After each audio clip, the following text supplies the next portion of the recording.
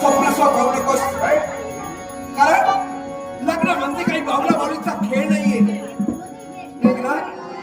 लग्न करायचं असतं ते दोन मनाने करायचं असतं. दोन मनांची किती संगड होते. जिथं माझं मात्र संगत की वेगळा तुझ्यासाठी योग्य आहे तिथं मी तुझ्याशी लग्न करू शकत नाही.